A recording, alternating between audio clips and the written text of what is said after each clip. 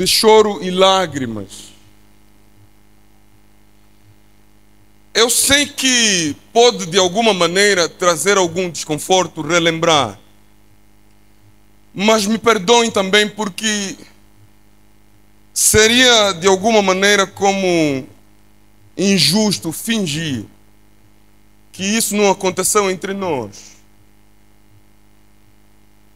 E faço menção porque muitos de nós, numa altura que ainda estávamos nos formando, vimos nessas pessoas líderes, pastores que amavam a igreja, amavam essa causa. E eu sei, queridos irmãos, que todos nós aqui sentimos a perda da pessoa que foi o pastor Cauoso. E quero mais uma vez dizer, irmãos, que no meio de tudo isso, a minha maior alegria é saber que quando nós repousamos no Senhor, não está nada perdido. Porque é da sua palavra a promessa de que Ele mesmo é a ressurreição e a vida. E a Bíblia vai mais longe ao afirmar que aquele que crê em mim, ainda que morra, viverá. Queridos irmãos e amigos, olhe para a tua trajetória e agradeça a Deus porque você ainda está vivo. E talvez aproveite o momento para refletir também como vai ser. Eu sei que em algum momento dessa história, se Jesus não voltar antes, talvez já não esteja nenhum de nós aqui vivos. Daqui a mais 50 anos, quem sabe, menos do que isso. Mas a vida é assim, ela está cheia de surpresas. Mas confesso-vos, irmãos, que no meio de tudo isso, no meio de dores e lágrimas, insisto em dizer que vale a pena, sim, continuar a fazer o trabalho do Senhor. E como afirma o apóstolo Paulo, nós estamos entregues à morte, se ela chegar o quanto antes, tal como disse um desses guerrilheiros, se tão somente nos encontrar no lugar certo e a combater contra o inimigo, que a morte venha, será bem-vinda. E nós estendemos mais uma vez à igreja e de uma maneira especial à família os nossos sentimentos de pesar, na certeza de que Cristo é o nosso Consolador e a seu tempo Ele trará todos aqueles que descansam como trunfo da sua promessa de que Ele é a ressurreição e a vida. Agradeço aos irmãos aqui presentes e à igreja de uma maneira especial e todos aqueles que de alguma maneira foram endereçando mensagens dizendo que estavam orando por mim e que estavam ansiosos em termos um reencontro aqui neste lugar. Agradeço a Deus. Sabem, queridos irmãos, minha alegria é de continuar a fazer o trabalho do Senhor e desempenhar a minha parte enquanto posso. Sei que não é muita coisa, mas é tudo o que eu posso dar e fazer com que vidas sejam transformadas através da pregação do poder de Jesus Cristo na vida das pessoas. Agradeço, irmãos, a oportunidade de estar aqui e poder falar para os irmãos nesse congresso. Mas permitam-me que lhes diga também que às vezes eu sei que é uma forma de tratamento, mas preciso dizê-lo de público porque não me sinto confortável em ser supostamente a figura principal. Que seja esse mérito dado ao próprio Jesus Cristo. E vamos pensar assim no sentido de que a Ele seja dada a honra e a glória para todo sempre e que não haja espaço para nenhum ser humano. Quero convidar-lhes agora a pensar no seguinte: para aqueles que são casados, se calhar estão um pouquinho mais familiarizados com isso. E não me lembro agora, por acaso tem desses detalhes que tem coisas do sermão que você acaba pensando exatamente no momento que está a fazer o sermão. Porque esse é o milagre de falar para as pessoas. o Senhor sabe a necessidade da igreja e tem coisas que Ele vai sussurrar para nós apenas no momento que a gente precisa. E lembro-me de um desses professores, podia ser o pastor Suquina, se a memória não me atrasou aqui, que ele dizia sempre que o sermão não tá pronto, né? Não está sempre, ou seja, nunca está pronto, é assim. Vai ter sempre um detalhe. E ele aconselhava sempre a deixar um espaço para o Espírito Santo fazer a parte dele, né? Porque se você fecha o esboço, né, fica tudo teu às vezes. Mas deixem-me que lhes diga assim, para aqueles que não se casaram pela igreja necessariamente, ainda assim eu sei que pelo código da família que a gente tem, pela nossa lei, ainda assim também tem um voto. E embora haja uma diferença que pode-se abrir mão de um divórcio, é legal, do ponto de vista, né, das nossas leis. Quanto a Bíblia nos dá um passo diferente, né, que haja morte ou situações imorais. Mas eu quero fazer exatamente recurso a esse voto, porque muitas vezes a gente faz aqui na igreja, nos casamentos. Tenho a honra e também a alegria hoje de, como pastor ordenado, poder fazer parte do começo da vida de muita gente que se casa. E tem aquele momento especial, que está ali o noivo, está aqui a noiva, e começa aquele juramento, né? Eu, fulano de tal, né? Assim, meio trêmulo, meio desconcentrado às vezes, porque o momento é sério, dá medo aqui, né? Quem estava aqui sabe o que é isso, né? Dá medo aqui. Você pode vir mesmo bem pausado e tal, mas o coração bate acelerado, né? Diante do ministro ordenado, diante das testemunhas, diante dos meus pais aqui presentes, né? Tem daquela gente que ainda primeiro faz uma poesia, né? O encanto dos teus olhos, o sorriso que você tem todos os dias, que seja a minha companhia ao acordar, que o teu amor seja o meu escudo protetor, essas coisas bonitas que a gente fala aqui, né? Mas sabem, a gente tem por orientação que podes, como noivo ou noiva, usar todo esse palavreado aí bonito, mas que no fim você tem que ter um comprometimento que diz assim: eu prometo te amar, prometo ser fiel a ti, conservar-me só para ti, e vou estar contigo na saúde e na doença, na riqueza e na pobreza. Até quando? Até que a morte nos separe.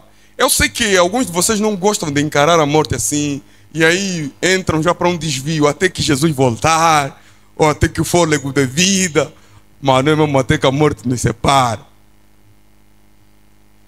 Tem que ser mesmo assim. E a gente faz o voto.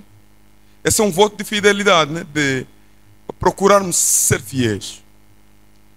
E é interessante que o voto faz menção às circunstâncias. O que me diz que é possível, afinal, ser fiel quando há dinheiro. Por isso é que nesse voto faz menção também que não pode apenas ser fiel na riqueza, tem que ser fiel aonde? Também na pobreza. Não é só ser fiel na saúde, quando está tudo em dia, mas também ser fiel na doença, quando haver limitações, quando um dos cônjuges já não conseguir andar bem, quando tiver que precisar de você, até para as necessidades mais básicas, você deve estar lá. Esse é o voto que a gente faz. É interessante que nessa ordem de ideia existem pessoas muito fiéis. Tem gente que faz juramento de nunca deixar um clube, por exemplo. Conheço gente que... E é interessante que se você vai para o mundo dos desportos, né? Eles motivam-se a si próprios. mesmo que o clube está a perder, ele não deixa de apoiar aquela equipa. Ele ainda vai lhe dizer, não, esse ano nós estávamos bem, mas vamos continuar. O próximo ano, se o meio campo for reforçado, se contratarem um fulano de tal e o tal, como alas, e só investir um pouquinho na defesa, estamos em dia. Pode ser que esse novo campeonato é nosso. E aí vem o primeiro jogo, né? Goleada, né? Mas eles ainda têm fé. Não, brother, não vamos mudar isso. A equipa está boa. Só que hoje, né? Eu vos amo, bué. São fiéis a vossos clubes.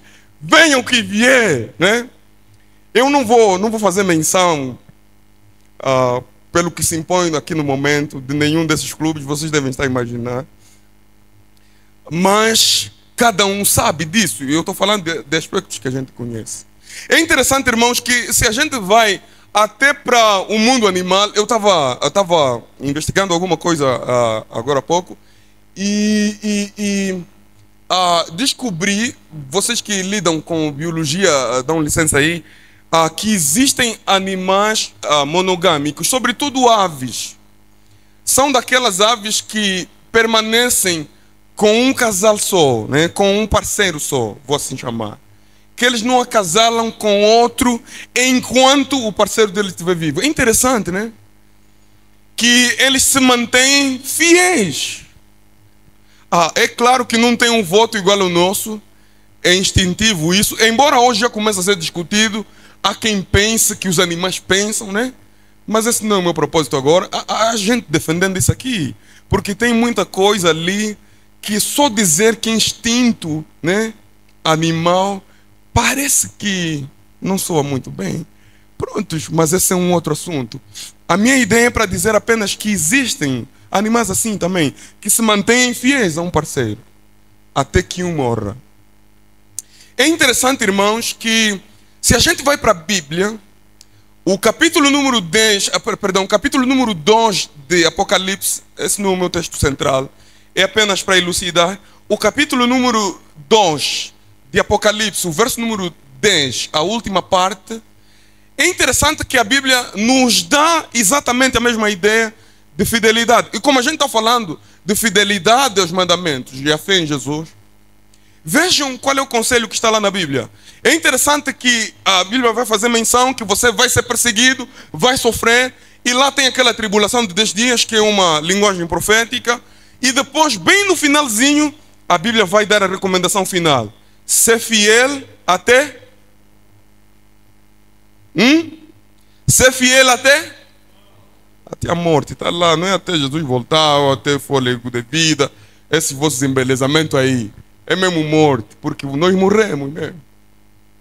Então a Bíblia está dizendo: vão acontecer problemas, terão circunstâncias adversas, nem sempre vai ser fácil cumprir os mandamentos.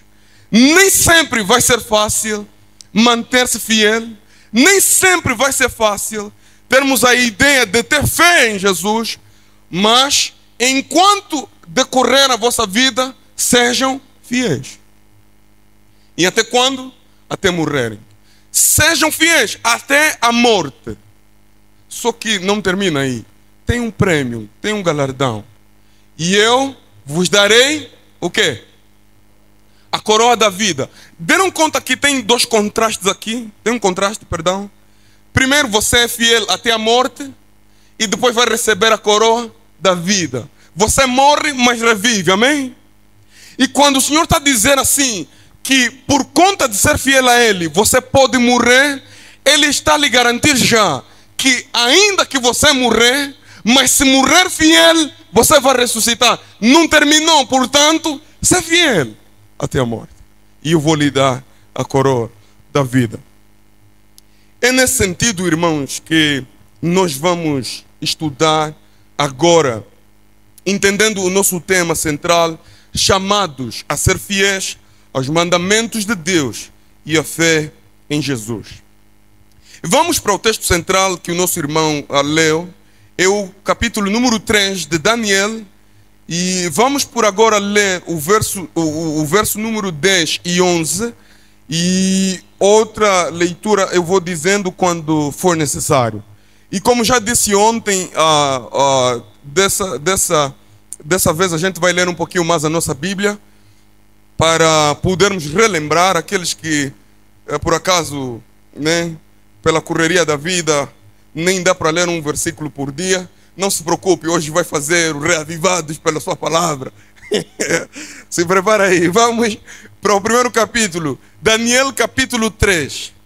Daniel capítulo 3, eu começo do verso número 10.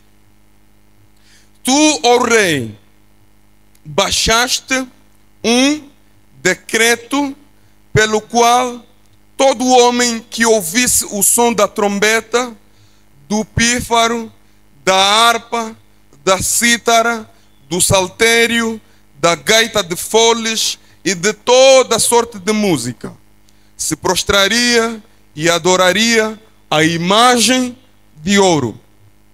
Estão lembrados do que estudamos ontem? Foram quantos mandamentos, pelo menos? 3. Esse aqui faz afronta a que mandamento?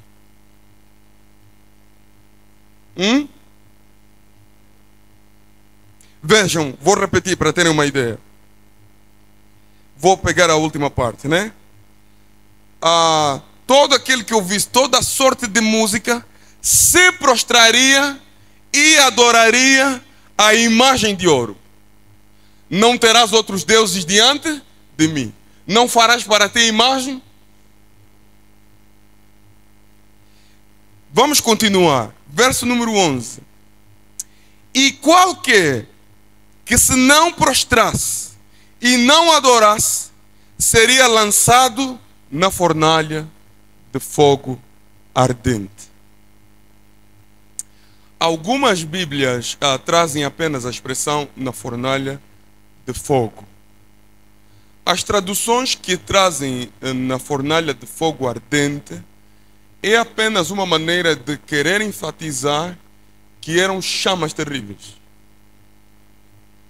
Era um fogo consumidor. E como se vê no relato bíblico, que daqui a nada a gente vai ter o privilégio de ter. O livro de Daniel é da secção dos livros proféticos, como nós muitos conhecemos no seio evangélico, não só adventista do sétimo dia. Embora a nossa interpretação desses livros proféticos tenha alguma diferença, mas, num sentido geral, todos nós estamos de acordo que os livros de Daniel, Apocalipse, porções do livro de Ezequiel, Jeremias e outros, são considerados livros proféticos. O que são livros proféticos? Livros proféticos, numa explicação muito mais simples de se entender, são aqueles livros cujos o conteúdo faz menção a eventos futuros. É claro que eles têm uma aplicação imediata, porque o que eles relatam, alguns desses acontecimentos já tiveram ocasião no momento histórico do livro, ou seja, já tiveram acontecimento no passado, daí que os adventistas fazem aquela interpretação histórica, né? Que vai fazer recurso do que já é história e daquilo que está ainda por vir, né?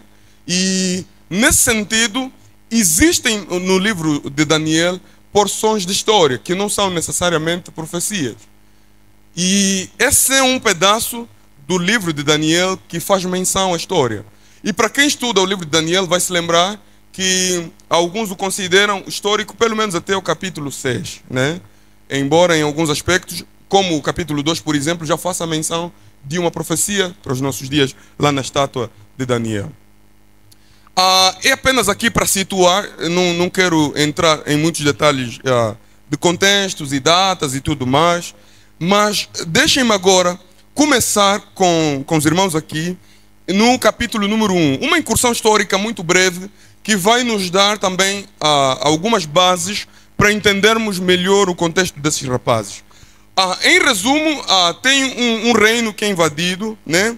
A Babilônia vai invadir o Judá.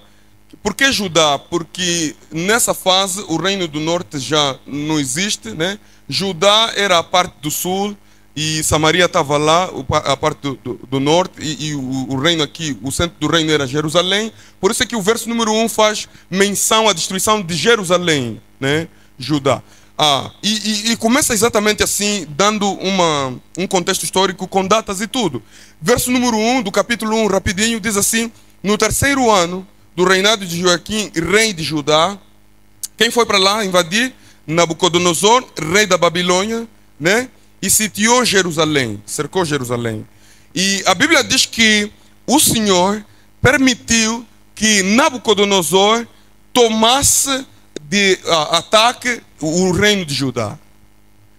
Deus permitiu, e sobretudo porque o povo de Deus, o povo dele, não queria muitas vezes viver de acordo à vontade de Deus. E aí lhes digo, irmãos, que quando acontecem momentos adversos na nossa vida por desobediência, não é que Deus esteja necessariamente irado conosco. É que muitas vezes a gente colhe os resultados das nossas próprias escolhas. Porque o Senhor deixa claro que se me obedeceres, Ele disse isso a Israel: ouça, Israel, hoje te proponho, né, entre o bem e o mal, a vida e a morte, te proponho que você escolha. Mas veja que ele dá bem lá no finalzinho um conselho: escolha, portanto, o quê? A vida, para que vivas. Porque de outro modo, você colhe os resultados das suas próprias escolhas. Então não se pode culpabilizar aqui Deus como um agente que está a castigar pessoas. Não, muito pelo contrário. Ele está dando a prioridade naquilo que é a nossa capacidade de livre escolha, o livre arbítrio. Você vai escolher entre o bem e o mal. Infelizmente, esse povo que tinha o privilégio de escolher o bem, escolheu o mal. E ficou à disposição do inimigo. E a Bíblia diz que em algum momento Nabucodonosor veio e invadiu o povo lá e levou muita gente de lá cativa. Eu quero, irmãos, que agora rapidinho, vamos para o livro de Jeremias. E os irmãos vão entender aqui, né, o meu reavivado pela sua palavra. Aguentem firme aí, nada de dormir. Eu só estou a pregar ainda há 10 minutos. Se você dormir, esse sono não é meu, mano. Eu sei que às vezes os pregadores também são culpados, né? Mas tem sono já que você já viu com ele, se estava no boda, se estava onde. Concentra um pouco, mano. Fica forte aí, ah? Não dorme. Não dorme, senão a onda vai te levar. Vejam comigo. Jeremias 52. Jeremias 52. Eu vou tirar aqui alguns dados rapidinho. Jeremias 52. Jeremias 52. Vamos começar juntos. Deixa eu ver se isso vale. Pelo menos até do verso número 28. Jeremias 52, 28. Diz assim a palavra do Senhor: assim Judá foi levado cativo para fora de sua terra. E esse é o povo que Nabucodonosor levou para o exílio. No 7º ano, 3.023 judeus, assim que está certo. 3.023 judeus. No ano 10º, é isso? No ano 18º de Nabucodonosor, levou ele cativas de Jerusalém, quantas pessoas? 832 pessoas. Verso número 30. No 23º de Nabucodonosor, Nabuzardã, o capitão da guarda, levou cativas dentre os judeus, quantas pessoas?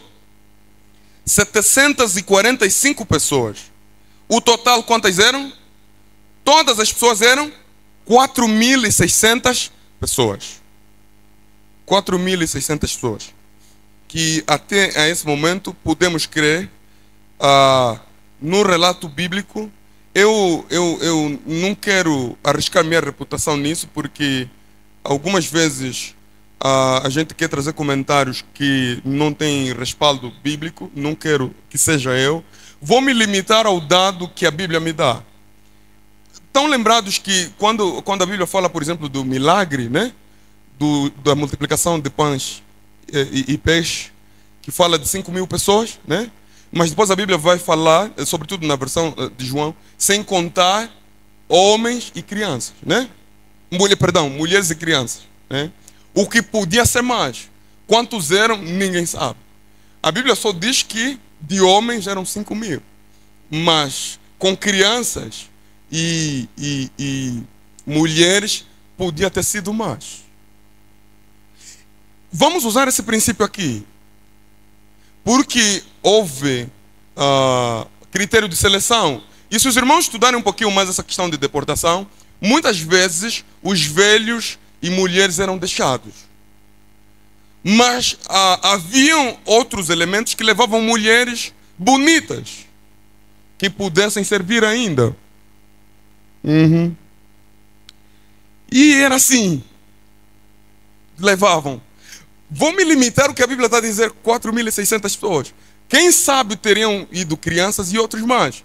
Esse dado pode ser uma possibilidade, mas o texto em Daniel não me dá licença como o faz no livro de Mateus, por exemplo, na multiplicação de pães e peixes. Estamos juntos até aqui?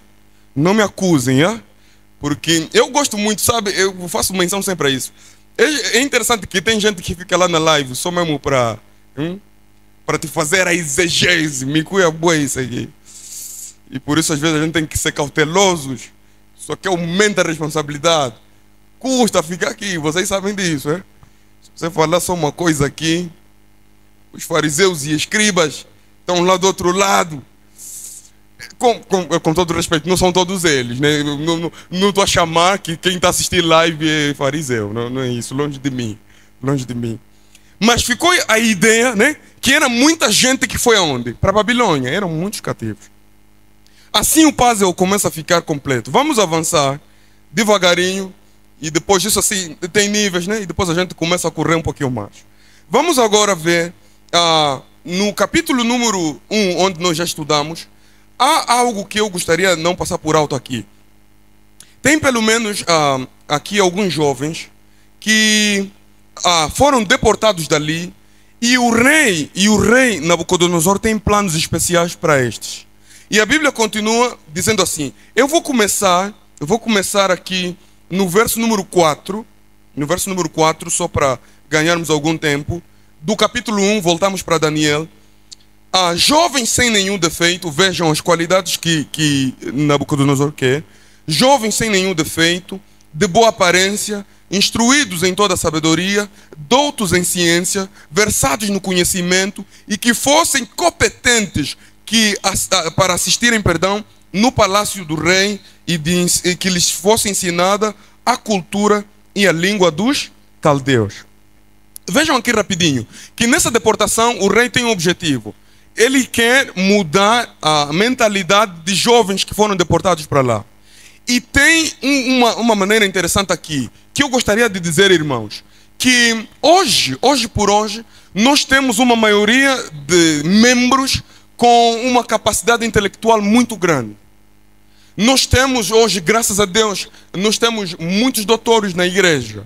Temos muitos licenciados na igreja. Nós temos muitos a fazerem mestrados nas mais diversas áreas do saber.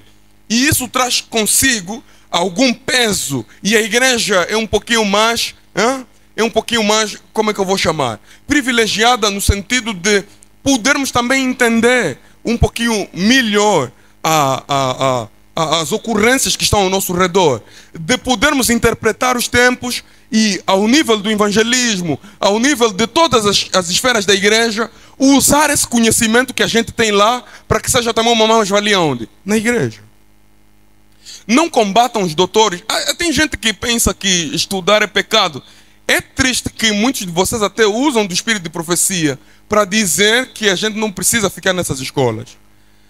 Há uma interpretação que tem sido equivocada quando ele não fala do verdadeiro ensino, que enobrece, que tudo mais. Vocês sabem isso aí. Mas o que eu quero dizer aqui, irmãos, é que ela mesma também afirma que não é bom que aqueles que adoram a Deus, que o adoram em espírito e em verdade, se limitem em argumentos de exclusão, né, para não fazerem parte dessas como é que eu vou chamar isso? dessas formações que a gente tem a nível do mundo. É claro que existem aquelas muito mais sensíveis que, com o nosso tipo de adoração, com o nosso tipo de religião, com a nossa crença, podem causar algum constrangimento. Por isso é que Paulo depois vai criar um equilíbrio e ele vai dizer assim: tudo o que é bom, né? Tudo o que é de boa fama, tudo, se tiver alguma virtude nisso, então façam. Aí vai caber a todos nós. É claro que eu não matricularia meu filho diretamente numa escola de satanistas, com todo o respeito, porque já existe por aí. Até aí você tem que ter a capacidade de saber onde vai e onde não vai. E preciso lhes dizer, irmãos, que no mundo lá fora, eles também estão à espera, estão à procura de competências. E eu aprendo isso com Nabucodonosor. E aqui eu quero fazer uma alerta a todos nós que, por alguma graça de Deus, conseguimos atingir esse nível de escolaridade. Isso traz consigo também responsabilidades na igreja. Infelizmente, muitos de vocês usam desses atributos para serem empecilho na igreja. É interessante que tem gente que vem para aqui e quer que a Bíblia seja de acordo com o que ele aprendeu lá na escola. Aí nós não estamos de acordo, meu irmão. É preciso entender que você vem para ser um contributo, alguém que vai dar o seu contributo, né? Sobretudo, vejam, quando chega o momento da escola sabatina. Eu tenho a impressão que alguns de vocês, com essa capacidade de pensar, e que não é pecado, mas às vezes a gente usa isso mal. E é como que de propósito a gente vem mesmo aqui, trazendo perguntas difíceis para os monitores. Bom, eu gostaria de primeiro fazer menção de Bacon, no seu postulado sobre o raciocínio humano. Ele fala que, estão a ver esses caras aí, né? Te faz uma pergunta, como falava o falecido o pastor Gibeton, né? Uma pergunta rija. E aí levanta lá um camarada aí da igreja e tenta responder. Ficou satisfeito? Mais ou menos, mais ou menos. Vem lá um ancião, né? Os anciãos por fila começam a ler esse ancião A, ancião B, ancião nada. A pergunta ainda está no ar. Agora começam a olhar nesse lado aí, né? Quem está lá? Pastor, né? Pastor também vem para aqui, irmãos. Entendendo que as coisas espirituais. Eu gosto muito disso. Faço tentar desmarcar. E tem alguns até que ficam mal. Não tragam mais essas perguntas diabólicas. Não, mano, responde só. Se não sabe. Não existe essa palavra. Fala, não sei. Custa. Mano, eu não me preocupo com essas perguntas difíceis. Nada. Nem já falo, meu mano, isso aqui não sei. Parabéns pelo grau, mas isso aí. Não cheguei até aí, mano. Amém? Amém. Acabou. Não se matem. Não usem isso aqui para complicar as pessoas, né? Não usem isso aqui.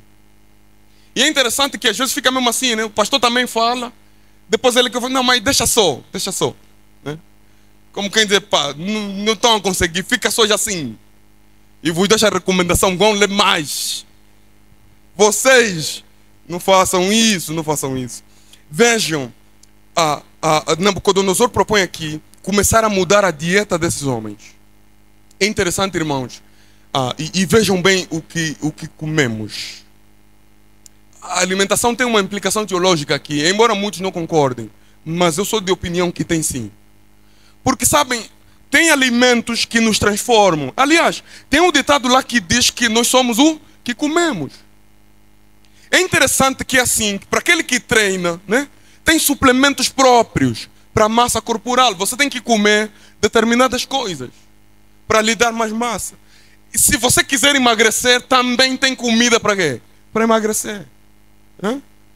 Se você quiser ter uma boa voz, tem um chá. Eu me der um chá aqui. Não estão a sentir mesmo uma diferença? Um chá em dia, ali, tá. Tem tudo isso. E me permitam, com todo respeito, eu creio que tem comidas que também nos podem tornar idiotas. Com todo respeito. E é por isso que esse rei, ele sabe como mudar o cenário. Não luta muito. Lhes dá de comer coisas que vai mudar a maneira deles de pensar. Vejam, irmãos, é uma estratégia de infiltração, que nem aquela de cavalo de Troia. Quando você der conta, todas as suas bases já foram desestruturadas. E pelo que você come, você dá acesso ao inimigo. Permitam-me que lhes diga assim também no sentido espiritual. Com que nós temos alimentado a nossa vida espiritual? E você vai notar que a igreja reflete muitas vezes os sermões que nós trazemos aqui. E porque quando pastores trazem sermões de papa, a igreja fica de quê?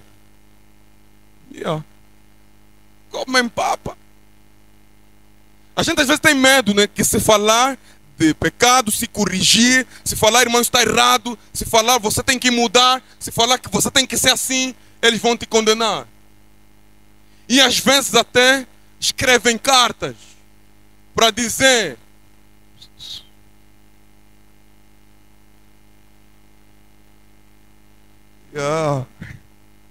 e aí você tem que se adequar, senão a placa levanta.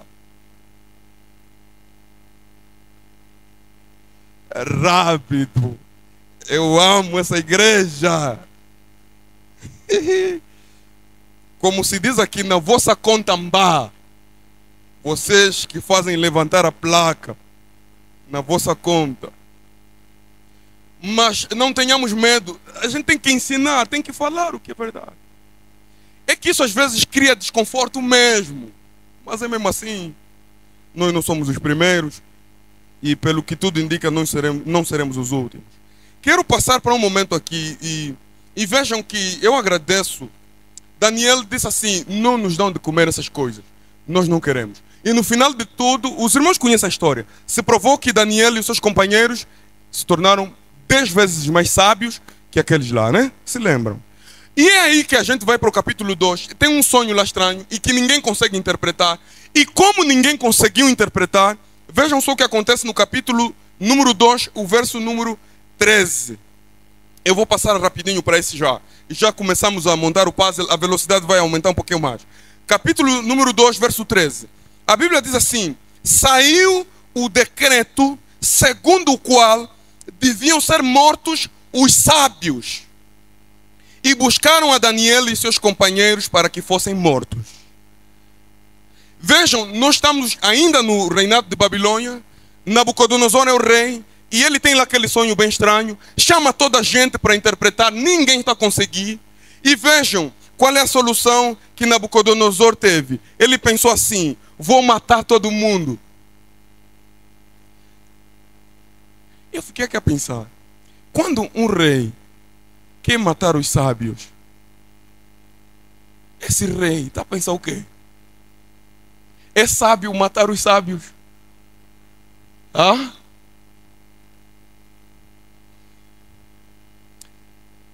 Espírito Santo me ajuda.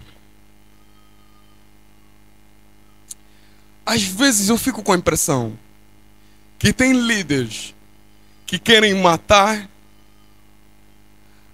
aqueles.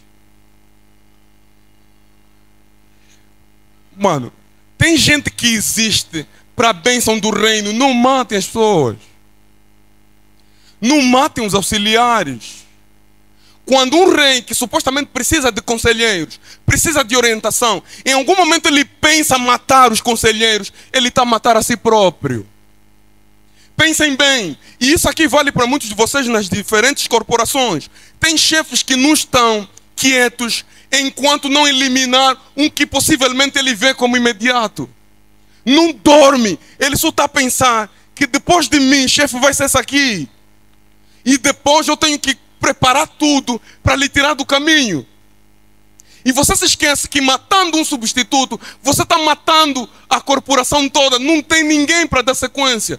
Quando você mata quem está a se formar para pegar o legado, você está a matar a continuidade da igreja. Não matem. E quando eu estou falando de matando, não pense que eu estou falando apenas de matar fisicamente. Porque muitas das nossas atitudes tiram membros dessa igreja aqui. Muitas das nossas palavras matam pessoas. Tem gente que deixou de adorar por uma palavra torpe da boca de um pastor. Tem gente que nunca mais voltou porque o diácono se dirigiu mal a ela. Não matem as pessoas. Eu fico pensando o que se passa com Nabucodonosor aqui. Ele quer matar todo mundo. E ele agora vai exarar um decreto. Deixem-me que navegue um pouquinho aqui no vosso mundo do direito. E para quem estuda isso sabe que existe diferença entre decreto e lei. Certo? Sobretudo em termos de origem e hierarquia, o que vai ser um decreto e o que vai ser uma lei. Um decreto geralmente é resultado de uma decisão unilateral. É do poder executivo. Aí o presidente ou o governador, a depender do contexto.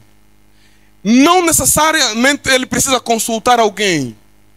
Não precisa fazer uma acertação tal como uma lei. Uma lei, por exemplo, a lei vai já depender, se você quiser entender essa diferença, a lei tem a ver com o poder legislativo, né? Onde se chama o parlamento, os deputados e tudo mais, e tem que aprovar. Uma lei geralmente tem uma duração maior. As leis podem levar anos, podem levar séculos, podem levar uma eternidade, como a lei do nosso Deus, amém? Não passa. Os decretos podem ser contextuais. Por exemplo, para aqueles que viveram esse período aqui da Covid-19, né? Houve um decreto de isolamento aqui, que as pessoas não podiam circular. Foi um decreto presidencial. Então, quando a Bíblia está dizendo aqui que o rei promulgou um decreto, notem que esse decreto era para aquela situação. Porque ele não estava a conseguir ter ideia do sonho dele, promulgou um decreto. Esse é o primeiro decreto que eu encontro aqui. E graças a Deus, você lê a história, vai entender que depois Daniel interveio pela graça de Deus. E Daniel, na sua intervenção, ele mostra para o rei dizendo assim: existe um Deus no céu que ele muda os decretos, muda o tempo, ele conhece o fim desde o princípio, tem todos os segredos, até os mais profundos ele consegue revelar. Não a minha glória, mas ao Deus que eu adoro. Queridos irmãos, fico feliz em entender o papel de Daniel e seus companheiros lá na corte do rei Nabucodonosor. Talvez seja essa a ideia que devíamos abraçar nessa manhã, de que você e eu temos responsabilidades até nas nossas simples transações, lá nos lugares onde nós estamos colocados, no nosso lidar diário. Esse aqui não deve ser apenas um congresso que vai nos dar o tema, mas vai ser daqui para frente um modo, um estilo de vida que devíamos abraçar para todo o nosso viver. Porque enquanto vivermos aqui e até a eternidade, os mandamentos de Deus vão nos acompanhar. Serão sempre o guia, serão sempre a norma. E eles não podem ser substituídos, não podem ser alterados. E que tal, a partir de hoje, procurarmos viver de acordo à lei? E aqui fica a ideia, irmãos, de que ao tentarmos obedecer à lei, ao tentarmos cumprir os mandamentos de Deus, nós temos consequências disso. Porque nem sempre os resultados que nós teremos das leis vão ser de acordo àquilo que quem promulgou quer. E como nós lemos aqui nos versos 10 e 11, aí Nabucodonosor vai erigir a estátua, vai chamar todo mundo para adorar a estátua e ele vai dar a sentença. Quem não adorar, quem não se prostrar, o que faz? Morre. Agora você pensa assim, de um lado tem os mandamentos de Deus. O Senhor todo soberano, ele está dizendo assim: não terás outros deuses diante de mim. Não farás para ti imagem de escultura, nem de semelhança alguma, que esteja na terra, debaixo das águas, nem no céu. Nem que quisesses fazer imagens de anjos, não é possível para adorar. E do outro lado tem um rei que acha superior a Deus, ele está fazendo uma imagem de escultura e ele está ordenando pessoas para adorar. É aqui onde começa o dilema desse povo. Em você obedecer, como já disse ontem, ao boss ou obedecer ao rei dos reis. Infelizmente chega esse momento em que muitos de nós não temos a coragem suficiente para sermos fiéis até nessas circunstâncias. Por isso é o que eu fiz no começo do nosso sermão, o voto matrimonial, para dizer que o nosso voto face à lei é também um voto de quê? De morte e vida. que devíamos encarar as consequências de obedecer a Deus, ainda que tal ato nos levasse a quê? A morrer por Ele. E é isso que eu começo a aprender nessa história. Porque na secção de decretos que vão acontecendo aqui, a Bíblia apresenta muitas vezes a intervenção de Deus em todos os decretos. O segundo deles que eu gostaria de partilhar convosco está lá no capítulo 3. Nós já estamos agora a declinar aqui bem para o finalzinho do nosso sermão. Capítulo número 3, onde está o decreto número 2. O decreto número 2. Veja, o verso número 6 do capítulo 3, ainda em Daniel, a Bíblia diz assim: qualquer que se não prostrar e adorar, será no mesmo instante lançado à fornalha de fogo. Passe comigo rapidinho para o verso número 11, né? Para o verso número 11 e o verso número 10. Perdão, o verso número 10 e o verso número 11, né? Aí, esse foi o nosso texto de abertura, que os irmãos vão dar conta que esse é o decreto. E está lá de novo escrito, né? Decreto. Esse é o decreto que seria a consequência daqueles que não obedecessem quem? A lei, ou seja, a ordem de Nabucodonosor. No verso número 8 do capítulo 3, no verso número 8, existe um cenário aqui que eu gostaria não passar por alto também. A Bíblia diz assim: ora, no mesmo instante, se chegaram alguns homens. Que homens eram esses? Caldeus. Não se esqueçam, caldeus ou babilônios, como dizem outras versões. Apareceram homens caldeus. E o que eles fizeram? Acusaram os judeus. É interessante, irmãos, que isso tudo aqui a gente começa a ver linguagem jurídica, né? E essa linguagem jurídica está muitas vezes ligada ao cumprimento ou não cumprimento de quê? De uma lei ou decreto. Quando você é o acusado, né? É acusado de quê? De um crime. E agora se precisa provar se a acusação é verdadeira ou não. É ali onde entram os advogados para ver se for verdade ou não, ou você é absolvido ou então é condenado. A Bíblia diz que eles foram acusados. E qual era a acusação? Veja no verso número 12, a Bíblia diz: há uns homens judeus que tu constituíste sobre os negócios da província da Babilônia. Sadraque, Mesaque e Abednego. A saber, esses são nomes já babilônios, né? Porque os originais são Ananias e Azarias, né? Vocês conhecem. Mas eles aqui estão dizendo os nomes babilônios. Há uns homens judeus, veja a acusação, né? Estão a ver aquele cenário de tribunal? Meritíssimo, né? Gosto muito disso aí. Meritíssimo. Há uns homens judeus que tu, ó rei, constituíste sobre os negócios da província da Babilônia. Sadraque, Mesaque e Abednego, esses são os reis. Estes homens, ó rei, não fizeram caso de ti. Número 1. Veja, tem linhas isso aqui.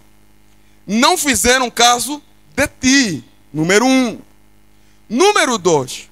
Não fizeram caso de quem? Dos teus deuses. Número 3. Nem adoraram a imagem que elevaste. Mano, isso aqui dá uma pena, como que se chama? É pena mista? Não sei, já nem me lembro bem o termo. Dá acumular, né? Me ajudem, tem juristas aí?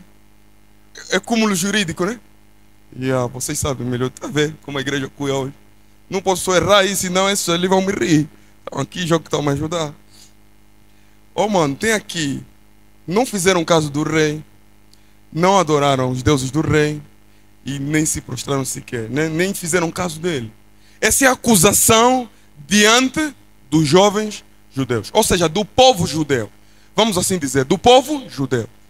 Vamos usar novamente a estatística de Jeremias. Eram quantos? 4.600, né? 4.600. Estão lembrados? Jeremias 52 lá. Vamos imaginar que essa mesma população que está aqui, nesse momento, judeus. Mas vê que a acusação pesa apenas para os 3 jovens que não quê? Não se ajoelharam. Não são todos judeus, presta atenção. Eles eram 4.600. Mas a acusação pesa sobre 3 camaradas que não fizeram o quê? Não se ajoelharam. Vamos fazer aqui matemática rápida. 4.600 menos 3. Eu sou mesmo péssimo em matemática. Só sei contar dinheiro, mano. 4.597. Vamos imaginar que do povo que estava lá, 3 não se ajoelharam, os 4.597 subentendemos que fizeram o quê? Vocês são quantos membros aqui? O secretário consegue me ajudar com esse dado? 320 membros. Ô irmãos, eu que saí dessa igreja é que muitos de vocês permitam-me, nesse momento que eu agora me disputa se fosse português bonito aí. Deixa só meu irmão falar. Muitos de vocês, não, vou começar assim, para não ser muito pesado para o vosso lado. Muitos de nós, né, na linguagem de Daniel mesmo. E porque isso inclui também líderes de igreja, inclui pastores, infelizmente. Muitos de nós, no momento da prova, vão se mostrar covardes. E deixa que lhes diga uma coisa. Eu gosto e me lembro sempre com muito agrado de uma frase que falava o saudoso pastor já em memória, o pastor Aurélio Capinhal, quando ele dizia assim: por mais justas que sejam as causas do perdedor, a vitória será sempre contada pelo vencedor. Não tem história para perdedor. É por isso que já nem falaram deles aqui.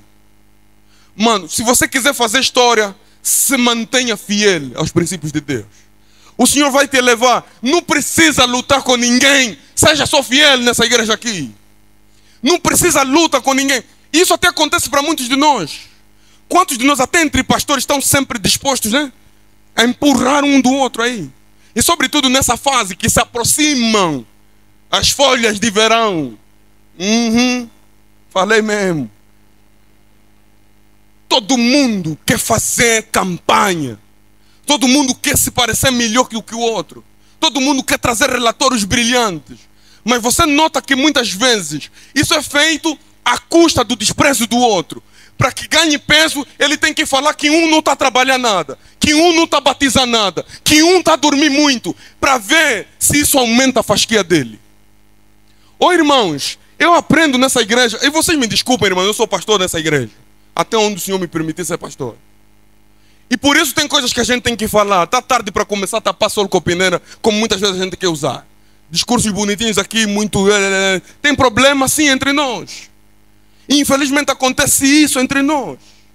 E está aqui bem claro que vai ter um grupo de jovens lá, que são da Babilônia, que são nativos, eles veem estrangeiros a brilharem, e agora estão a procurar um momento de procurar baixar o estatuto deles. E porque vocês vão entender que Daniel foi elevado a um cargo superior no governo. Esses amigos também foram superiores. Por isso é que eles começam assim: ó rei, aqueles que você escolheu, permitam-me uma expressão, aqueles que você escolheu, estão a paiar. Não é assim que vocês costumam nos queixar. Vão lá já, olha, aquilo morreu. Oh, meus irmãos, eu até... Essa parte não dá para falar, deixa eu morrer.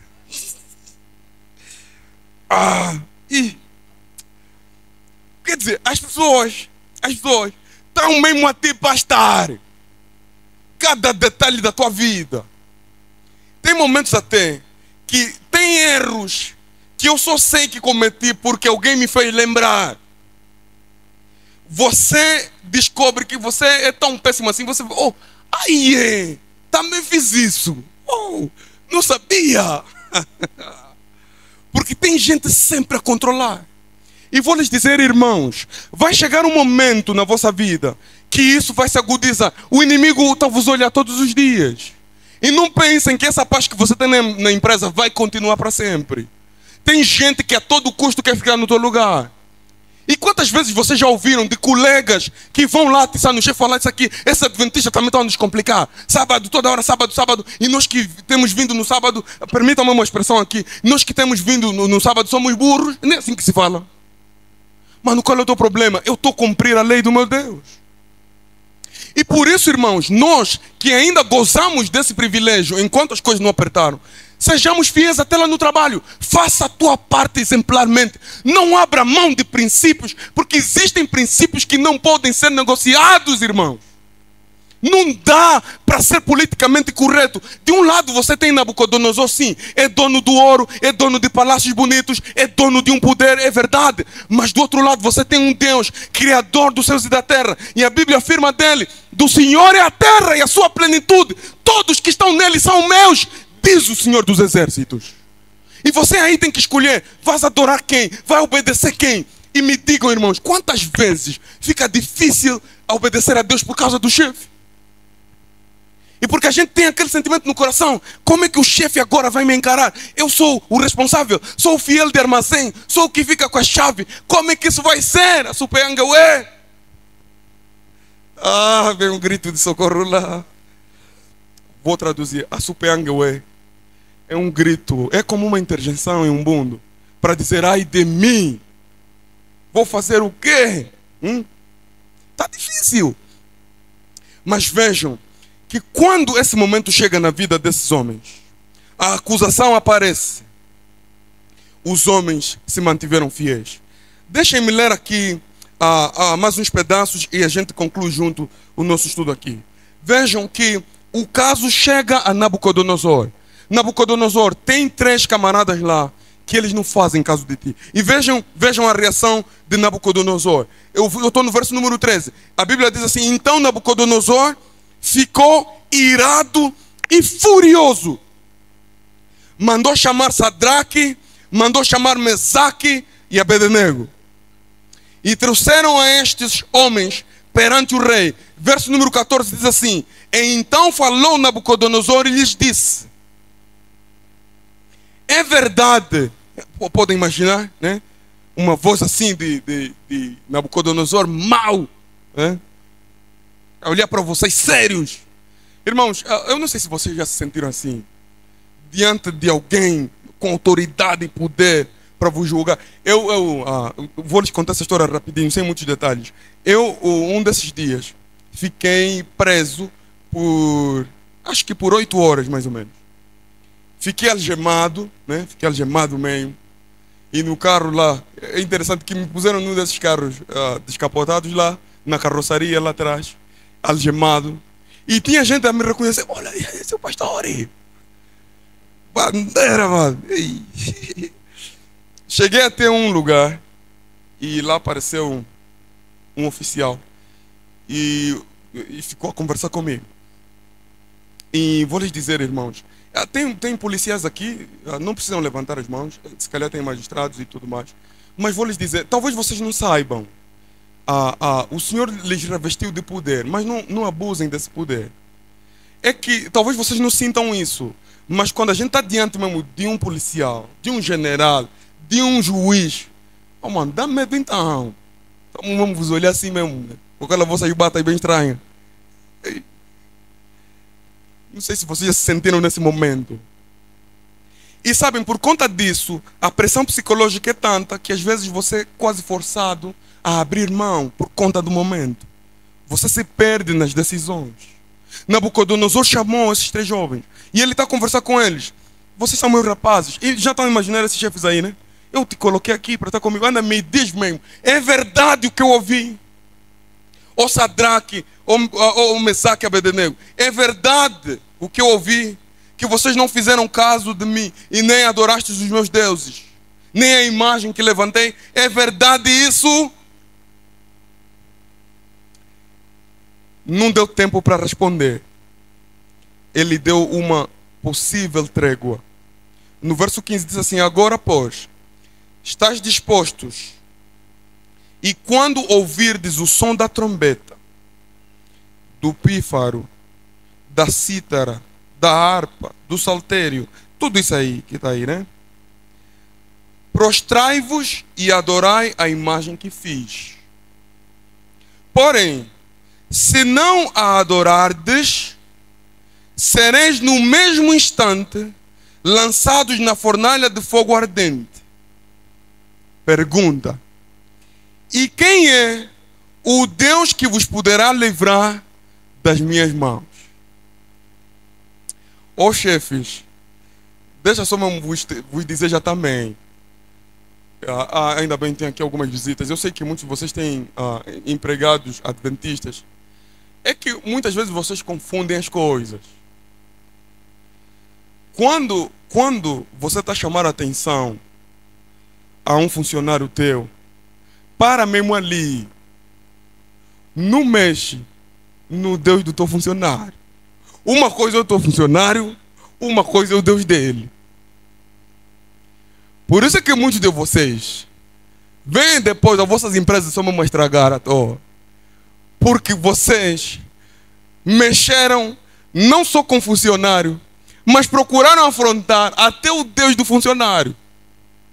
Tenho histórias até de governantes desse país que se levantaram arrogantemente e ficaram no barulho. Porque o Deus do céu, ele coloca e remove reis. Sejam eles de que país for. Desde o primeiro mundo ao terceiro mundo, aos mundos não caídos que vocês não conhecem. Deus é soberano. Não se coloquem em perigo, irmãos. Eu acho que vocês andam a brincar muito com isso, porque o excesso de quererem ser respeitados vos faz a cabeça muitas vezes. Isso acontece até para nós, pastores e líderes. Quantas vezes? E veja, eu já não tenho tempo para ir aí. Vejam só que quando esses camaradas se dirigem a Nabucodonosor, veja a palavra que eles usam. Viva o rei eternamente. Oh, mano, Nabucodonosor, isso é mentira. Você não pode viver eternamente, mano. Sabem que tem desses líderes aí que gostam de lhes bajular, né? Acho que isso lhes faz bem. Eu até às vezes desconfio muito dos vossos exageros. Temos aqui o nosso pai espiritual. Ele que é incansável. Eu só vos olho já, mano. Ei, esse incansável é quem? Sou eu mesmo? Eu não. Falam de outra coisa. Isso não é verdade. E sabem que tem gente que gosta assim, né? Ele está estudando no Zimbábue, em mestrado e não sei lá mais quando. Fala isso, fala aquilo. O mano está ali cuia muito. Não é mal até onde der. Mas tem gente que sem isso não vive. Tal é que até muitos de nós aqui pedimos. Fala isto, daí na Andrews. Oh, mano. Nabucodonosor aqui. Eu não sei se é por conta desses elogios. Ele está querendo até afrontar Deus. Oh, Nabucodonosor, oh pai, oh rei. Não faz isso, mano. Não faz isso. E vocês estão lembrados do episódio igual quando Faraó também fala isso para Moisés. Quem é esse Deus que está a vos dizer para ir embora? Não lhe conheço. O senhor disse, não me conhece, hein? Vai me conhecer, maninho. Vai me conhecer. Quem me conhecer? De que maneira quem me conhecer? Vou se apresentar. Espera. Não abusem. Se vocês querem lhe conhecer, vão lhe conhecer. Mas lhe conheçam bem. Porque se vocês vierem com arrogância, vão lhe conhecer. Quem é esse Deus que pode vos livrar das minhas mãos? Eu gosto da resposta desses rapazes aqui. A Bíblia menciona os três. Eu não sei se foi em coro. Não sei. Posso crer que por ação do Espírito Santo eles pudessem ter tido o mesmo pensamento de ideia. Não sei se foi na voz de um apenas, que depois outros deram respaldo. Mas a Bíblia me diz que essa foi a resposta dos três. No verso 16 diz assim: responderam Sadraque, Mesaque e Abednego ao rei. Ó rei. Falar com o rei mesmo assim. Não, eu gosto desse rapaz aqui. Eu estou imaginando um Sadraque e Mesaque. Então vamos ali olhar bem. Porque uma coisa é falar assim: ó rei, nos desculpa. Nós mesmo naquela hora até só estávamos a pensar, a trombeta, mas se tocar mais dessa vez, vamos o quê? Eu até não sei se estivemos a pensar o que também. Estão vendo esses fragos aí, né? Eu só lhe apertar bem, vai já falar. Sadraque, Mesaque, estão ali mesmo, ó rei. Ó mano, ouve bem ainda. Porque o mano parece não estar a entender bem. Vamos mesmo para a Bíblia. Ó rei, ó Nabucodonosor, quanto a isto, não necessitamos de responder. Eu gosto da versão que diz assim: quanto a isso, não precisamos perder tempo. Vamos diretamente ao assunto. Se o nosso Deus, a quem servimos, quiser nos livrar, nos livrará da fornalha de fogo e das tuas mãos, ó rei. É isso que você quer saber? Quem é o Deus que vai nos livrar? Vamos lhe contar. O Deus que nós adoramos, se quiser nos livrar, Ele vai nos livrar do teu fogo e das tuas mãos. Porque isso não é problema para Ele. Eu gostaria que esses fossem angolanos para lhe falar, mano, isso aqui não lhe dá trabalho.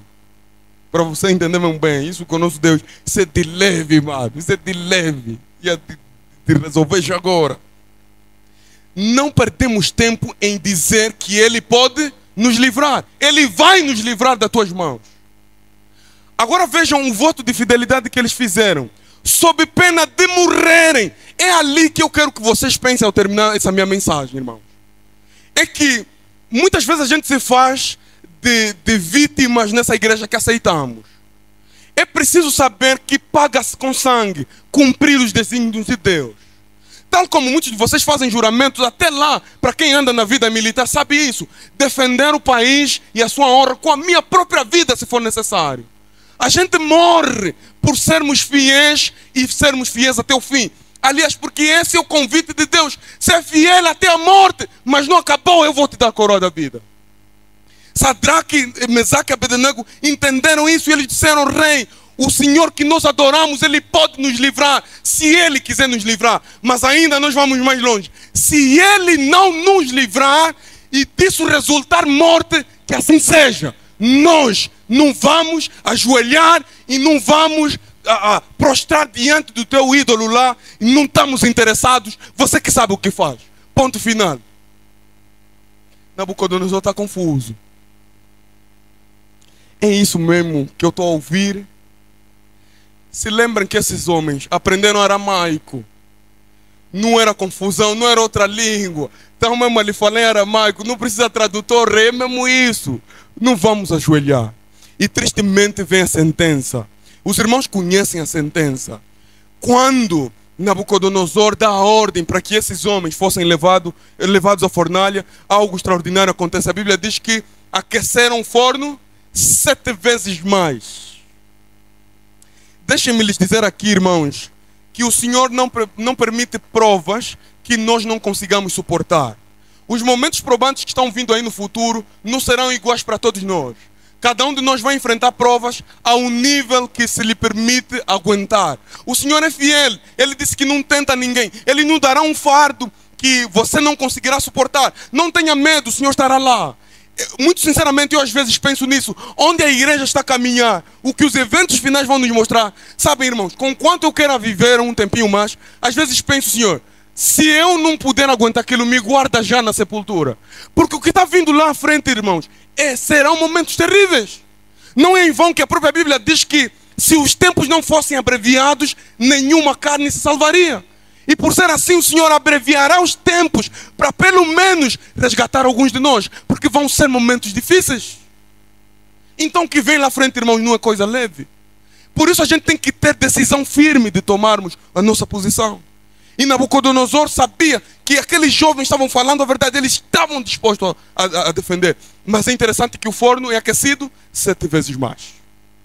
Por que eu lhes digo isso? Porque a Bíblia vai me dizer que aqueles que estavam levando Sadraque, Mesaque e Abednego para o forno, nem sequer entraram lá. Porque a temperatura não era para eles. É mesmo isso aí. Eles morreram fora. Estão entendendo isso? Só ao levar esses homens, eles desmaiaram aí fora. Morreram já, aqui fora mesmo já. Eu posso até imaginar que Sadraque, Mesaque e Abednego entraram mesmo sozinhos. Me perdoem, eu só estou imaginando isso aqui. Não estou a lhes obrigar a aceitar. Não criem especulações. Eu gosto dessa expressão que falava um desses meus professores. Às vezes nós temos uma imaginação santa. Mas eu posso imaginar esse momento que Sadraque, Mesaque e Abednego, se não tem ninguém para lhes levar lá, e eles entraram, então foram sozinhos. Então, o que está vindo lá à frente, irmãos, não é coisa leve. Por isso a gente tem que ter decisão firme de tomarmos a nossa posição. E Nabucodonosor sabia que aqueles jovens estavam falando a verdade. Ele disse que não tenta ninguém para lhes levar lá. E eles entraram. Os que estão levando não aguentam a temperatura. Então entramos lá, meus irmãos. Epa, é aqui. Ok. Aqui estamos nós.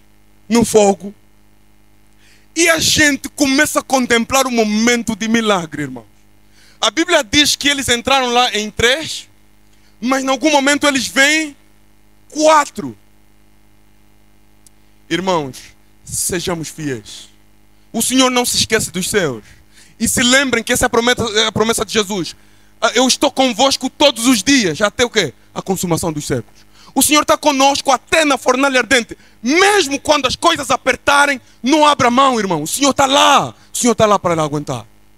Naquele dia o Senhor decidiu, esses jovens não morrem. Irmãos, eu aprendo uma coisa. Tem momentos que o Senhor vai permitir que as nossas cabeças sejam decepadas e nós morramos. Tem momentos que o Senhor vai permitir que sejamos apedrejados e morramos. Tem momentos que o Senhor vai permitir que sejamos entregues a feras do campo e morramos. Mas tem outros momentos que Ele vai dizer simplesmente que nas minhas mãos está a vida desse rapaz, na minha mão está a vida dessa mulher, nas minhas mãos está a vida desse servo, e aquilo que eu guardo ninguém pode me tirar. Eu tenho a chave da sepultura, e aquilo que abro ninguém fecha, e aquilo que fecho ninguém abre. Eu sou o alfa, eu sou o ômega, eu sou o princípio, eu sou o fim, eu sou a ressurreição, eu sou a vida. Vai ter momentos assim, e não cabe a nós escolhermos. Talvez vai permitir alguns de nós descansarmos, mas o Senhor vai deixar que restem pessoas vivas como testemunho de que também tem aqueles que foram preservados do perigo. Lá estavam esses rapazes e eles veem agora 4 elementos. O Senhor estava lá. É interessante que eles mesmos vão dizer que o último elemento se parece aos deuses. Na versão deles, eles estão falando num contexto politeísta que eles tinham. Mas nós sabemos aqui na nossa versão que o próprio Cristo Jesus estava lá com esses jovens lá na fornalha ardente.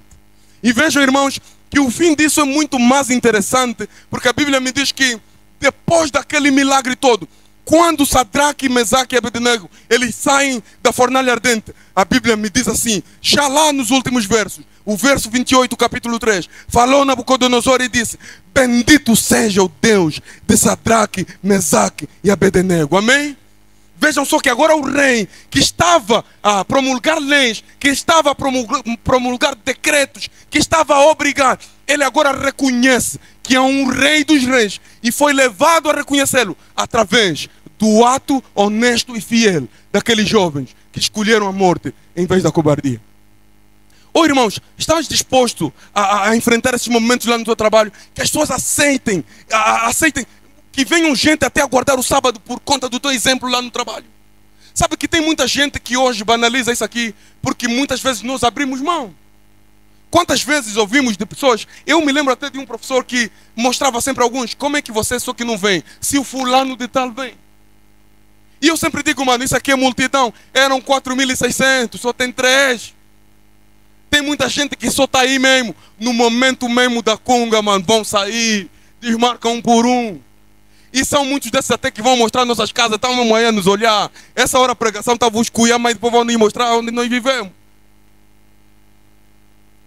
Aguentem, isso aqui está a vir pancada lá frente então. Vejam, Nabucodonosor disse assim, os teus servos confiaram em ti, não quiseram cumprir a palavra do rei. Veja só, não quiseram cumprir a palavra do rei, preferindo entregar o seu corpo e servirem e adorarem a qualquer outro Deus, senão o seu Deus do céu. Portanto, último decreto. Esse decreto é bonito. Portanto, verso 29, último decreto.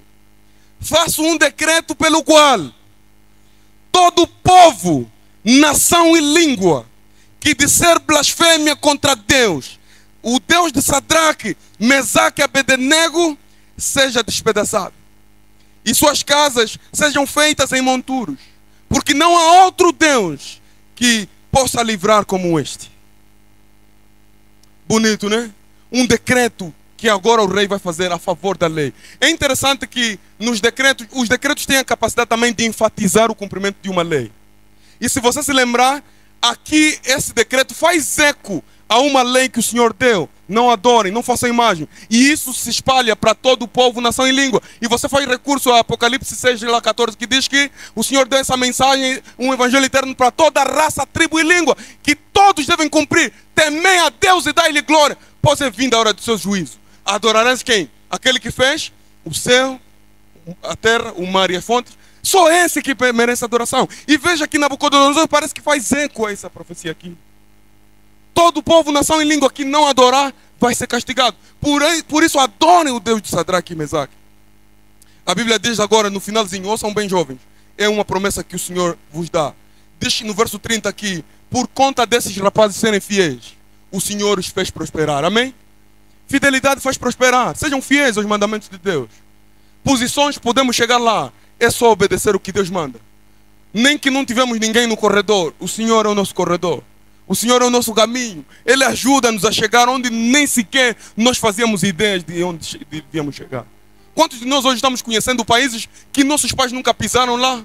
Quantos de nós estamos aprendendo línguas que nossos pais nunca falaram? Estamos visitando lugares que por nós mesmos, com o nosso dinheiro, não seria possível. É o Senhor que está abrindo caminhos.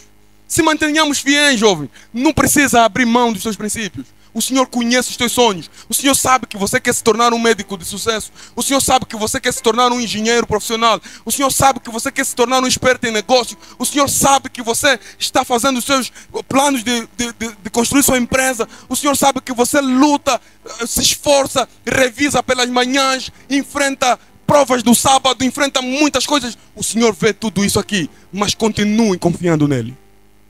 Enquanto outros acham uma via mais fácil, como a Bíblia fala do caminho mais largo, arranjam outros meios de chegar lá. Não se preocupe, não tem meio mais seguro senão esse, de ser fiel ao Senhor.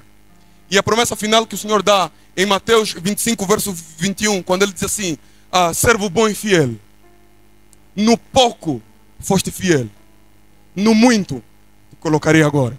Entra onde? No gozo do teu Senhor. Veem como é que Deus cuida dos fiéis. Não se desviem, jovens. Eu quero fazer um apelo nessa hora.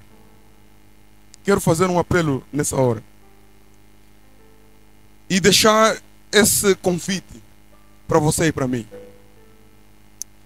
Porque existem momentos na nossa vida que, por sermos fiéis a Deus, nós pagamos um preço alto.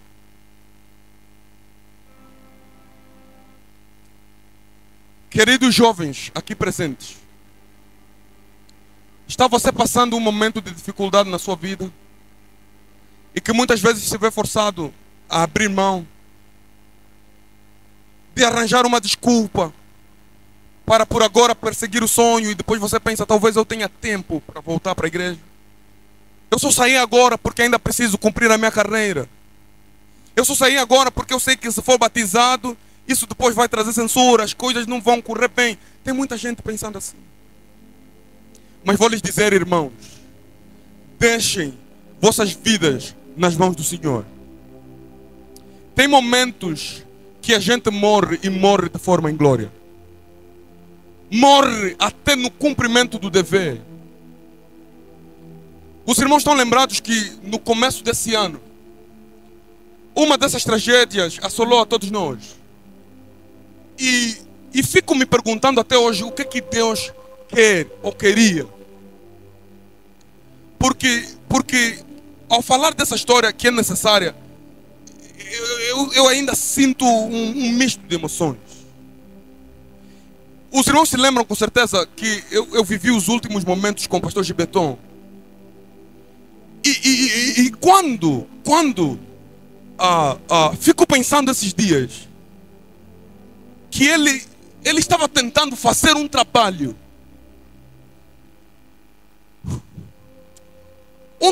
que muitas vezes não é reconhecido pelas pessoas. A gente enfrenta esse dilema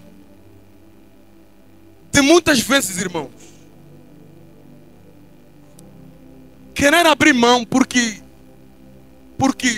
a gente não tem sempre uma resposta positiva do vosso lado. Temos essa igreja que, convenhamos, é exigente, sim, a gente tem que estar à altura. Mas uma coisa que eu lhes quero pedir também: orem pelos vossos pastores, orem pelos vossos líderes. Vocês não fazem ideia de muito sacrifício que muitas vezes a gente tem que fazer. Dói-me sempre que penso nisso. Aceito porque foi um desígnio de Deus. Mas eu vi os últimos momentos do pastor Gibeton. Não foi um bom pastor na versão de muitos de vocês. Eu aceito a vossa opinião. Mas tudo que eu sei é que ele morreu no cumprimento do dever que lhe chamava. Ele saiu de lá, fez um sacrifício tremendo para voltar para a casa dele. E às vezes me pergunto, pai, tinha que ser assim? Tinha que morrer assim?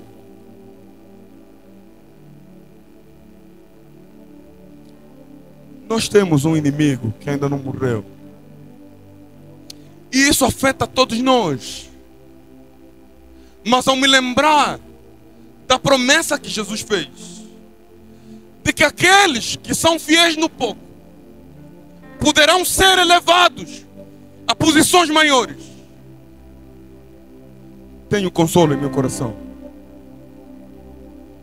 de saber que gente que muitas vezes lutou para que conseguisse algum sucesso enquanto fizesse o trabalho do Senhor, fez o pouco que podia.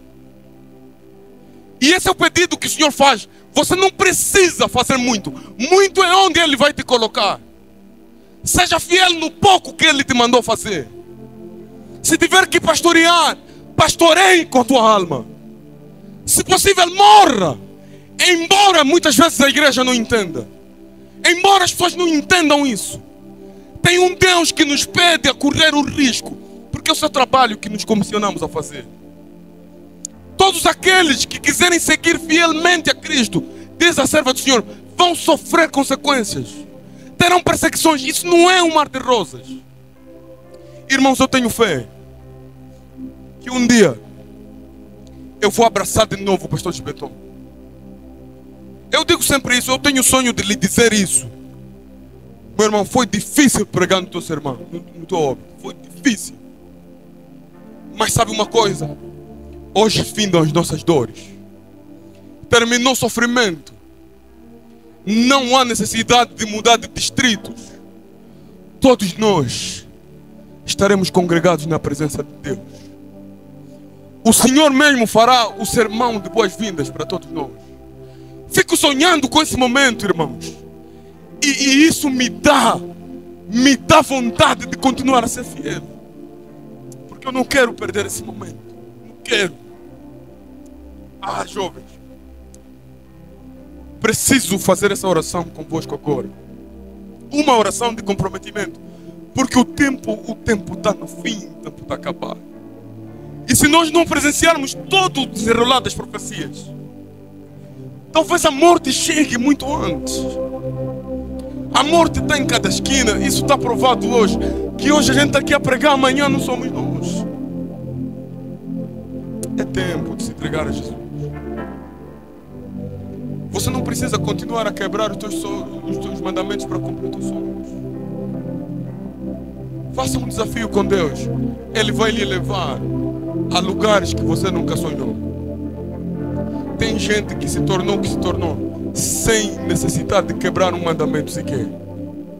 E eu estou falando como estudante, eu passei nisso aqui também. Sei dessas propostas que aparecem por aí.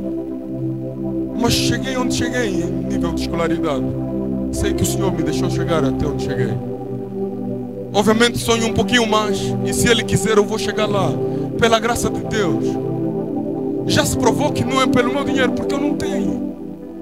Já se provou que não é pela minha influência, porque eu não tenho isso. Mas eu sirvo um Deus poderoso. É por Ele que eu estou nessa causa. É por Ele que eu sou pastor. Fora disso, provavelmente eu já estava em outro lugar. Mas ao pensar que a gente tem que se manter fiéis a um voto que fizemos, ao aceitarmos a seguir esse Deus, desde o seminário até hoje que seguimos essa carreira, nós vamos até o fim.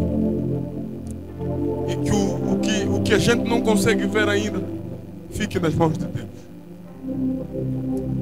Eu gostaria de orar por você.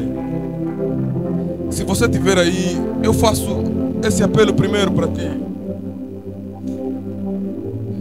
Estás a esperar aqui, irmão, para ser batizado e tomar uma decisão e ser útil e usar essa juventude agora para o trabalho do Senhor? Isso não depende de você, mano. Não faça calendários próprios. Você não é dono da vida. E se o Senhor está lhe chamando agora, venha agora, decida agora, levanta agora. Eu quero orar por você. Se você quer tomar essa decisão hoje e agora, por favor, se levante, venha aqui à frente. Eu quero orar por você. Eu estou falando de muitos de vocês jovens que cresceram até em lares adventistas, conhecem tudo isso. É escusado me demorar aqui nesse apelo, porque vocês sabem exatamente o que eu estou lhes falando. E se o Espírito Santo está tocando no teu coração agora, eu lhe convido a vir. Venha. Esse é o meu primeiro apelo. Aqueles que ainda não são batizados, membros dessa igreja ou membros de algum outro lugar que se juntaram para assistir esse congresso, venha. Se coloque em pé. Eu quero orar por você. Pode vir agora. Não deixa o tempo passar, irmão. O tempo é agora. Amanhã pode ser tarde. Se você pode decidir hoje por Jesus Cristo, venha. Venha. Não deixe essa oportunidade passar. Tenho visto a morte a passar por mim todos os dias. Tenho visto que isso aqui não demora muito. Amanhã não somos nós. O momento de decidir é agora. Vindem para Jesus. Não deixem isso passar. Batizem-se. Decidam seguir a Cristo. Eu quero fazer um apelo segundo aqui. Que tem gente ali que em algum momento foi eliminado. Por quem não sei. Essa é a linguagem que a gente usa aqui. E está lá. É que muitos de vocês se conformaram e culpam até pastores, culpam a igreja. Não, me removeram, me eliminaram, eu não sou culpado. Isso não é verdade, irmãos. Pode até ser que nós agimos mal, porque nós falhamos também ao lidar com o manual. Mas se você teve um desses descuidos na vida, teve um desses momentos, não se limite em ficar aí. Eu estou fazendo esse apelo para você também. Reconserte a sua vida e recomece, porque não é pastor que lhe vai salvar, não é a missão que lhe vai salvar, não é a conferência geral. O sangue de Jesus ainda vale por você. Por que não se levantar agora também e dizer: Senhor, eu quero recomeçar, o que ficou para trás ficou, eu quero ter uma nova vida em Ti. Pode vir também aqui na frente. Eu gostaria de orar por você também. Pode vir. O meu último apelo, e esse é mesmo o último, não se preocupe. Eu quero me dirigir à igreja de uma maneira geral. Eu sou uma dessas pessoas aqui em pé, a dizer: Senhor, eu tenho medo de mim mesmo. Eu não sei se te confio mesmo. Sabe, irmãos, deixa-me abrir o meu coração para vocês. Eu sou pastor, sim, leio isso aqui, sim, mas eu não confio em mim mesmo. Às vezes me pergunto se eu mesmo também vou resistir quando as coisas ficarem difíceis. E por isso quero me esconder nos braços de Jesus agora. Quero lhe pedir forças para dizer: Senhor, quando esse tempo chegar, que eu não esteja na lista dos covardes, a dizer que eu só fazia congressos porque me convidavam. Eu também já tinha outros planos. Se você está aí a querer dizer: Senhor, me ajuda, a coisa vai estar feia assim, a fornalha vai aquecer sim, mas eu quero que você esteja lá, que você esteja bem perto de mim, e que me dê coragem para dizer que diante de outros deuses eu não me posso ajoelhar. Que me mantenha fiel aos mandamentos e a fé em Jesus Cristo. Se esse é o teu desejo, ali onde você está, se coloque em pé também. Eu gostaria de lhe ver. Pode vir para aqui. Pode vir para aqui. Eu vou chamar novamente o pastor Candungo para orar para nós, porque eu sou uma dessas pessoas que se entrega hoje também a Cristo. Os momentos são difíceis, os momentos são inesperados, e só Jesus pode nos assegurar. Pastor Candungo, por favor, venha orar para nós mais uma vez. Enquanto fazemos esse momento de dedicação, fazemos esse momento de entrega, que o Senhor tome as nossas mãos e que nos ajude a ser fiéis em todos os momentos.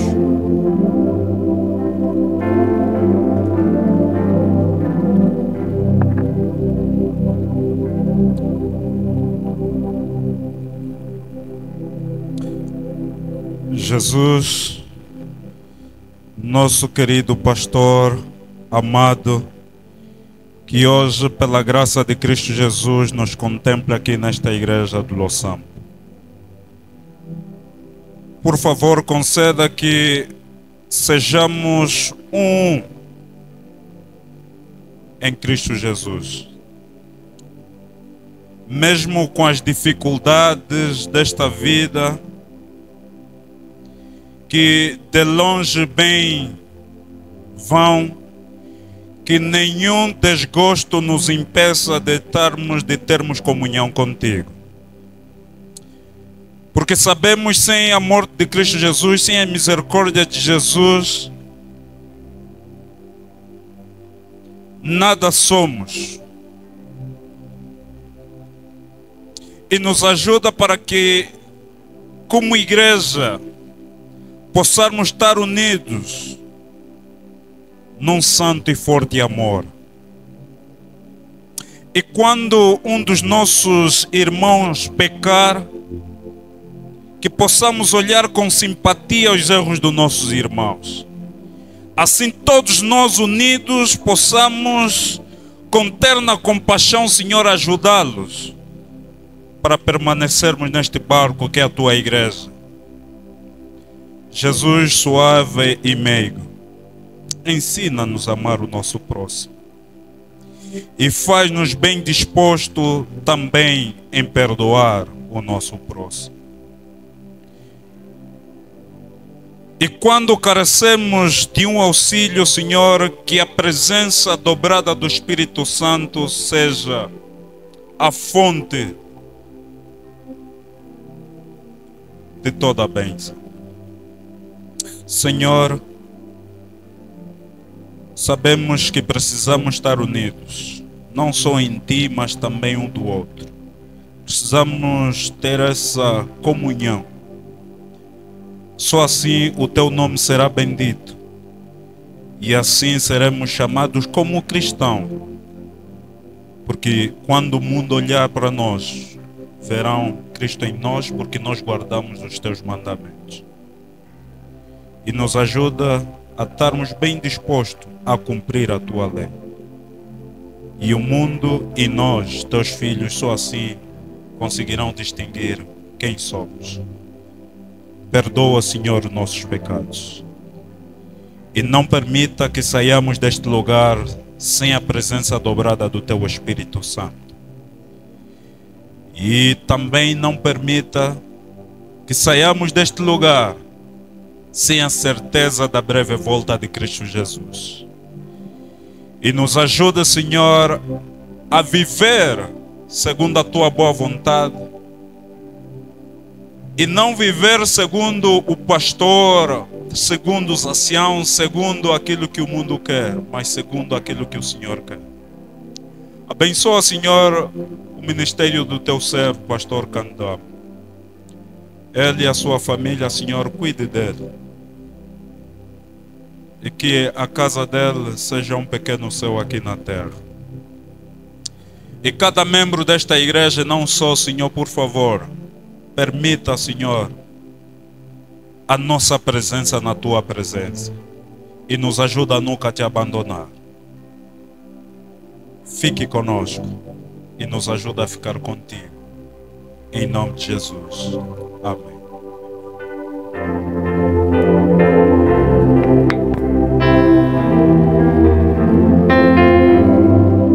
Que o Senhor abençoe a todos nós. Palavra do Senhor para o seu povo. Amém.